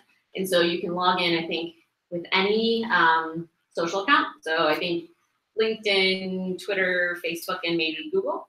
And you can have access to a Salesforce instance. And so it's just going to be out of the box. It's going to be the sales stuff. It's going to be your opportunities and leads. But if you wanted to figure out how to build out a GPA object or build out a data model and test some things out, you can do that in there. But they also have, I think it's like close to 500 badges now that you can go earn. So they've got Salesforce Basics for nonprofits. So they're building out the nonprofit material on there as well. So you've got managed volunteers, managed fundraising, or you can get in and say, you can start looking at the developer stuff. You can look at, beginning, Apex, and coding and all of that and kind of get your feet wet there. So again, those are all linked on there, but if you just go to trailhead.com, you'll have access, and they call them playgrounds, and you can create as many playgrounds as you want. So again, they're going to be just out of the box. You're not going to be able to build your nonprofit off of it. You only get one user login, but if you truly just want to kind of play around and see what's possible, that is there. And I think that they've really expanded what's possible with it. And especially like the learning side of it, there's so many things that you can go, and there are people who have like all of the badges out there. So that's why I mentioned gamification. If you're into the gamification side of things, like this will reel you in, because there's an endless amount of stuff to learn on there. And so I find myself going there for professional development. I find myself going there when I'm like, oh, I think this thing is going to solve my problem, but I don't know how to do the thing yet. So I'm going to take 2 hours and go learn the thing, and then I can do it, and I can use it to build, part of our data model for our nonprofit. So I think that brings us to the end of all of me talking, but happy to answer any other questions. I know we're a little bit over the 8 o'clock. Oh no, we're right at 8 o'clock. Yeah. So yeah, again, I don't know if you can tell, I get pretty excited about all of this, so bring it on. Just real quick, for anybody who's interested, like Girl Development, periodically offers like a Salesforce developer. It's like all day on a Saturday. Yep. So Girl Development, it's another Meetup group. So if you go to your Meetup app, either on the web or online, and look for Girl Development. Yep. Just had one this weekend, past weekend. Okay. Yep. She means for girls. No, they actually accepted. Yeah. Awesome. Anybody's welcome. Yep. I've TA'd the course a couple times, and it is mostly women because I think that's the message, but we've had gentlemen in there every time. Yeah. And when I was there, that's how I got Dale, because I went to one of the Girl Development Salesforce, little workshop things, and so I through Liz Herlinga. Yeah. She put me in touch with Dale, Oh, that's and awesome. Dale put me in touch with you. Yeah. So Again, community. yeah. So what's the competition? What is it? Razor's Edge. I don't know. What are the other products? There are quite a few, and there are some that are more narrow. There are things that are. I'm not fully aware of each and every type of thing. If you do like CRM, if you search CRM on TechSoup, you'll find out other alternatives to Salesforce. But there are some that are more narrowly targeted to like managing just donor information or managing just volunteer Yeah. information. Right.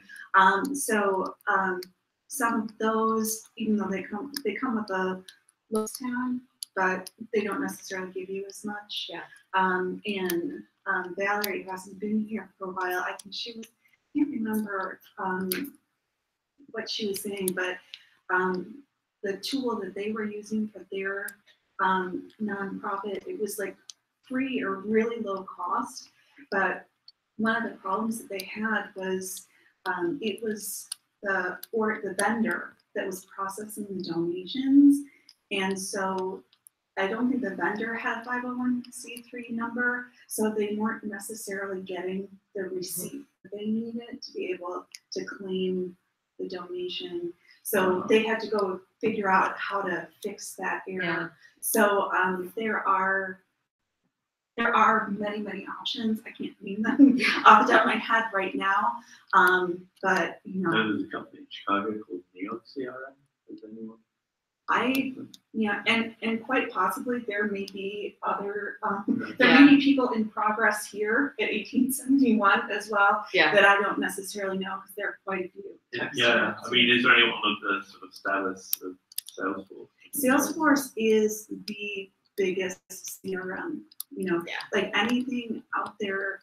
That's some of the reason I went to that Girl About It was when I was looking for developer jobs, and I thought I was going to go that route. Everything, doesn't matter. Nonprofit, for-profit entity, they all seem to want Salesforce sales. So I just need a clarification. One of the last things you mentioned was one user. Was that for the gamification part? Oh, okay. So versus the learning part, so we were actually going in. So the learn track was separate. So the learn track is actually so a couple things. Salesforce is taking Trailhead and productizing it. So very soon they're going to be coming out with a thing called My Trailhead, which is very similar to the thing I showed with Learn Track, where you can build out your own learning. Yeah. Last year, and I was like, great, we need that. We want that. I want that tomorrow. They haven't released it yet, and I needed to onboard users this summer. So that's where I went on a hunt. And so I keep referring to Learn Track as like My Trailhead before My Trailhead. So it's very similar. The only difference is when you actually use whatever product, the My Trailhead, when they're coming out with it, you'll actually be able to link in badges from Trailhead. So there are also things on here that I send to our staff members, but to date, there hadn't been, up until the last maybe 4 or 5 months, there wasn't a lot of nonprofit stuff on there. So I made the choice not to send my team to go read about leads and opportunities because I was like, I can kind of like code switch between those two things, but it's just going to frustrate other people. So a lot of times, honestly, sometimes I would take language from Trailhead and put it into our documentation and just put a little footnote on there of like where it came from, because it's also like it's very well written, it's very well engaged. But yeah, the instance that you get on here that you can go and actually build and stuff, you're the only person that can log on to that. Okay. So that's why, like, again, I say you can't like be like, oh, I'm gonna just go build for free and manage everything on here. But yeah. But now, so the Salesforce.org, is that where the free and the 10 users can be, or is that Salesforce.com? Anything you're gonna do as a nonprofit is gonna be with the .org side. Okay. So if you're reaching out, you're gonna reach out. So Salesforce.org is a separate website. And so, right. I just didn't know if it was also up to 10 users for free. I think I don't know that we've ever used that, but I think that there is. I'm not sure if it's 10, but I know that there is something on there. But yeah. So you're saying Trailhead comes with your subscription? So Trailhead, you don't even have to be part of Salesforce. Okay. Okay. Yeah. So actually, when you go to Girl Develop It, they just say go log into Trailhead, and we're gonna walk through that. So yeah, that's the great thing is, I mean, that's one of the reasons that they're the top on there, because they're pulling people in to learn their product. It's really intuitive. There are people that get certified off just going off of the badges on here. So yeah, anybody can come on here. I actually recently had my sister's company uses Salesforce, but her group wasn't using it, her team. I was like, go on a Trailhead and learn. I was like, I'm telling you, I know you enough that this is the thing you're gonna want to do. And so like 2 months ago, she was like, I want to be a Salesforce analyst. And so she had gone on there. You don't have to log in with a Salesforce account. You can use your email, or you can use a social account. Yeah, anybody can use it. I mean, I see videos on like Facebook and Twitter of people's like 9-year-olds logging on there and like building. So they do local events, like local 2 to 3 day conferences, and they do one in Chicago called Midwest Dreamin'. And they actually had a woman and her 10-year-old came and did a presentation on building out flows and automation. And I was like, I've never been more quickly put in my place because like, I can't do that. And this 10-year-old was like, it's like packing my backpack for school. I was like, that is amazing that you can do that. It still is like, yeah. So I mean, If it's for profit, do you go to Trailhead or is there somewhere else you go? anybody can come here. So whether it's for profit or not. Is there a difference if you want to learn Trailhead for profit organization? It's all in the same place. So there are, like if you go in there, you'll be able to, I think there's a filter for nonprofit. And so anything else would be for profit. So they'll have, just like they have like managed volunteers for nonprofits, they have one that's managed leads or, you know, manage your opportunities. And so everything is in there and then you can kind of just filter through and you can filter by whether you're a business user or an admin, you can filter by topic. So let's say you do really want to learn about volunteers or about automation or integrations, you can filter through all of that. And within the 500 badges, there's lots and lots and lots in there. So That's great. and I do have my email here if you want to follow up. And again, here's the link if you want to just get to the slides. I know there's the recording as well, but if you want to click back for anything or access any of the links, that bit.ly link should take you there. For some reason it's broken, you can email me. But again, I do this sort of thing. I talk about Salesforce a lot within my organization, outside of my organization, as part of the nonprofit user group. So always happy to chat and vet things or make recommendations too. So do you have a sense of like how many licenses your organization uses? Yeah, so we have 163 staff members. So we always have a buffer. So we probably have about 200 full licenses, which are the most expensive, where they can create a case, they can access all of the objects that we give them access to. And then, so that is, we probably have 200 there. And then for our teachers, I think we're right around 300. And those licenses are significantly cheaper, and that's the move that we made. I think there was like tens of thousands of dollars we were going to save over like 2 years by switching to that license for teachers. So it is, I think, much more accessible. And from what I understand, a lot of companies use it for customers. A lot of people have customer portals. A lot of nonprofits do use it for volunteers or folks that are coming in and helping. So it's a place that they can go and they can enter data, or they can fill out a form, or they can, you know, come learn something new if they need to be trained on something. So, and then I don't think if we have any others. I believe the organization all comes with, you get like 500 just chatter users. So even like before we had all of our teams, so before finance and development were using Salesforce to its full extent, we just gave them chatter licenses so they could at least still come in, like we had a group about books or, you know, just fun stuff, so they could still be part of that social community on there too. I think those are all of our licenses. So yeah, probably have 500 in total, but kind of at the two ends of the spectrum. You leverage your Excel skills together. Yeah. What were you doing with Excel before? So I think my job description, like my, I could make a neat pivot table. I have not been in Excel in a while, so going there now, I'm like, what is this? I'm like, I speak Salesforce, but I think for my job request they gave me like a set of data, and it was basically like a staff member wants to know like what should they know about this data? So it was like GPAs and test scores, and I was creating conditional fields to flag increase and decrease, and pulling pivot tables by cohort averages and school averages and historical averages. So yeah, I was using macros to some extent. I would not say macros is super transferable here.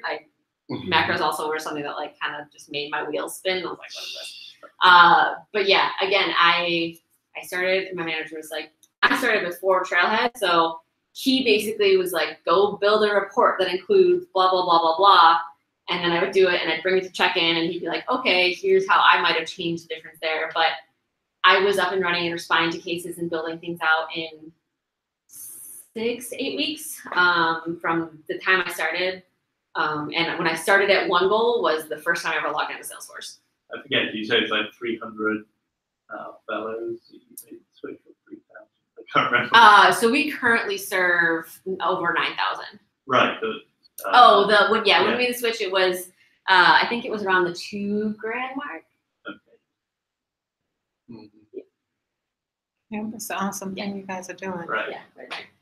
So yeah, and I mean, again, you saw Jill's reaction to having 3 full-time admin, and we actually just hired another one that's starting in a month.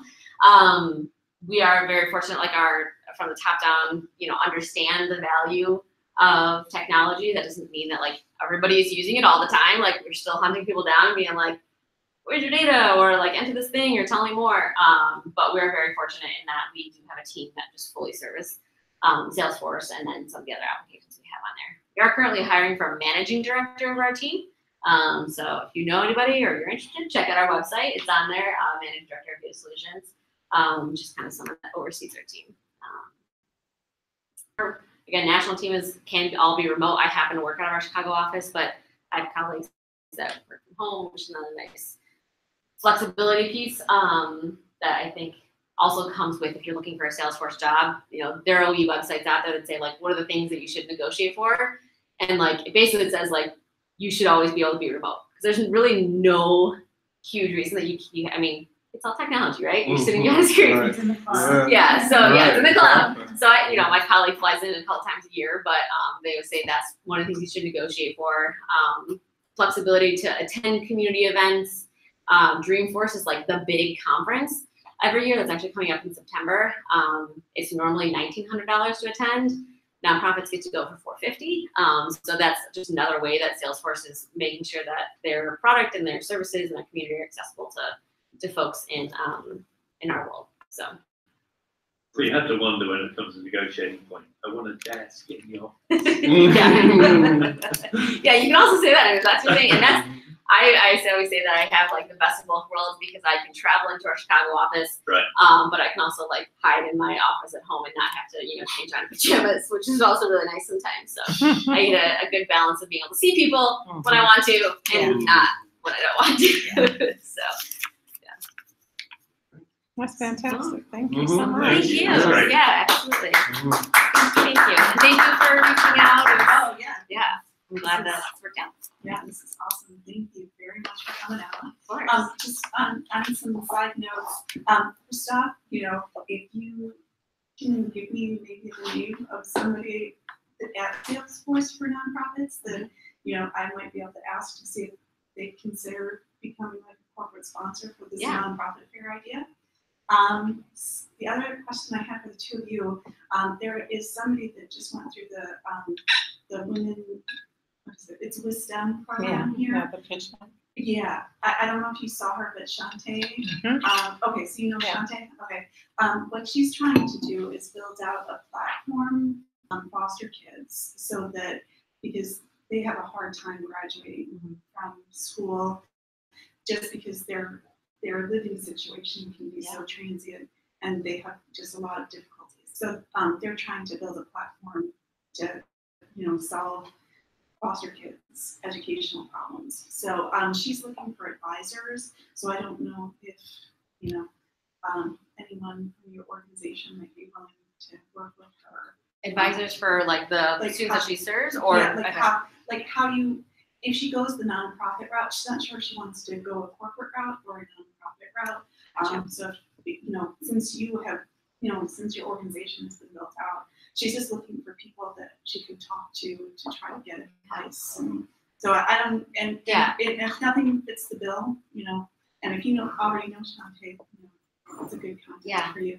And the other startup that I know that is, I don't know where she is, but Tiffany is building a platform that lets individual people give loan money to students in exchange for pledged earned income at their graduation.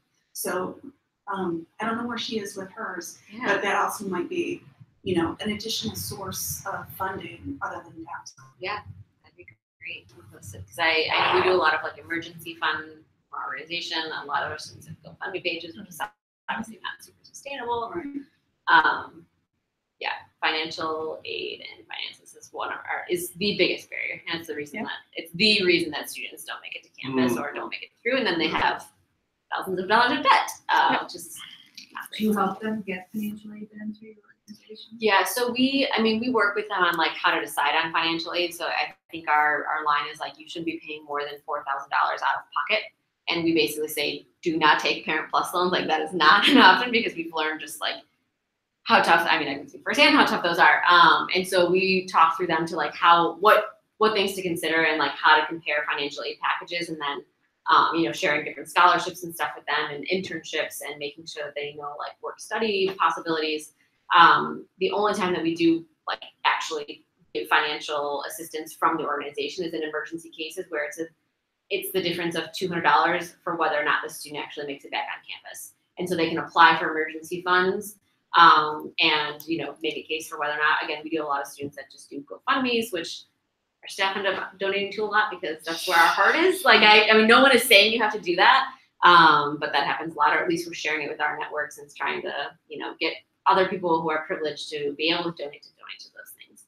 But yeah, so it's a lot of education and figuring out like what is a fiscally sound choice to make given what you expect your outcomes to be, what you're working, how much parent assistance you have, which is usually very minimal. Okay. All right. Thank you. Thank you all. Thanks for all your great questions. Yeah. Second round of And applause. feel free Down your way. to help yourself to get snacks if you're Yes, hungry. please. Yeah,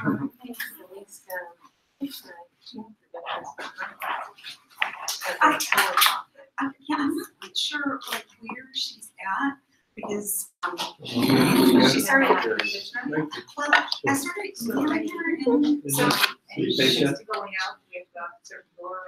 Sorry. Oh, okay. You don't have to go out a certain door, I'll show you how to go, but the main thing to remember is, not all elevators are gonna be working now. You need to go down the main. Do you need a snack to I'll take one, recover your please. energy? That's good. Thank you. Very glad to hear about We're trying. And trying to, again, we're really trying not to say that like you have to have a college degree. College is for everybody, and we don't want to. But for those who want it. Exactly. And if you don't, then like let's figure out other viable options. Like, do you want to own your own company? Do you want to go to trade school? Just, and if that's what you want to do, then like what does success look for you in 10 years? Yeah. So, and maybe that's just owning a home. Yeah. And like, how do we get there? What does that mean? How do you plan for How do you yourself? pay for it? Yes. Nice meeting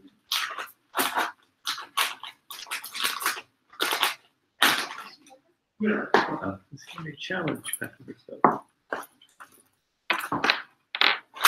So interesting. How long did you do the Excel stuff before you moved this number? So again, I studied engineering, and then I was a science teacher. Right.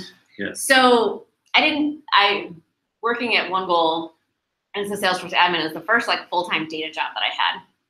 So I did Teach for America out of college, and I moved abroad, and I obviously fell in love with ed reform and education in general, and so that's what kept me there. But realized, in Teach for America, you have this whole tracker that's like, you know, tracking student outcomes.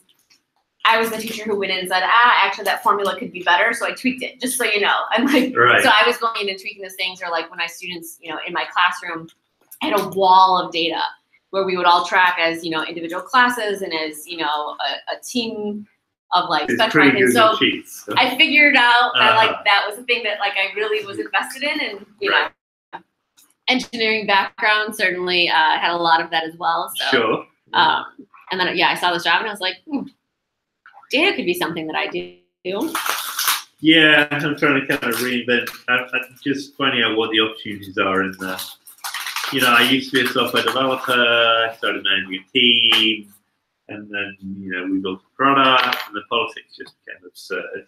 Okay, you know, this is it. So, but you know, if you want to do Excel stuff, the market is saturated for like piecework, if you like, saturated by people from India bidding for. And so, you know, it's got to be relationship based, and I mean, I'm thinking small businesses, but you know, I'm working with two non-profits, but one of them is actually giving me a significant amount of work. But at some point, I need to boost my income, so I'm talking to anyone who has, you know, tries to do that kind of thing. I don't want to be an employee again. That's the key for me.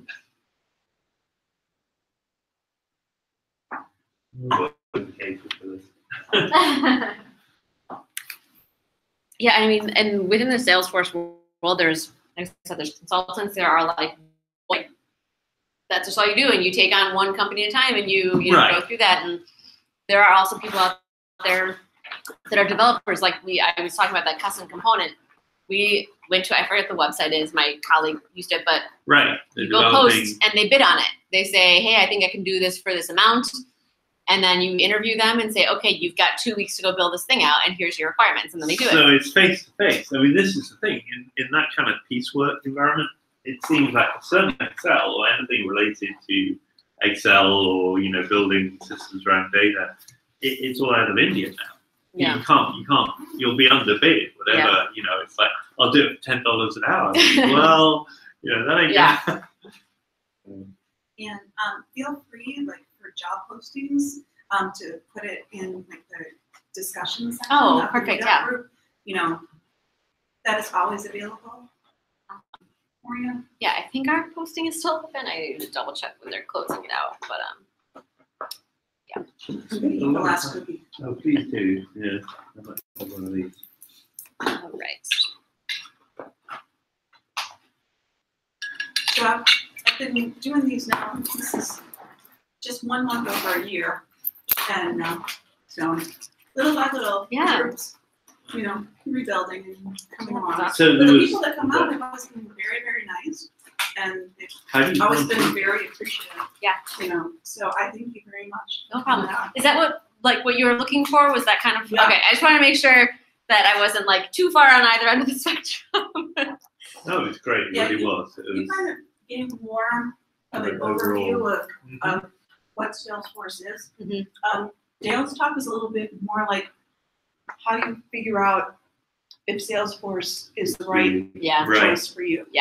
And yeah, I get that question a lot, and because I came in, we already had Salesforce. I can only speak from like what I have Right. absorbed from other people. I honestly I don't know. I think they put an RFP out. I don't know who else they got responses from, but I know that Salesforce by and far was like, that's who they were going with. And that was years ago. I don't know how the small vendors, but this company saying Neon CRM that is CRM for nonprofits. How else are a market for that? Because there's nonprofits that's the only thing they can afford. And they don't, that's, But Salesforce is like you get 10 free licenses. yeah. So I don't know. I don't know. It's great. Perhaps they just, this is I'd easy to get into. I'd have to look at their solution. Salesforce. Okay, we're shutting off the broadcast. Go on.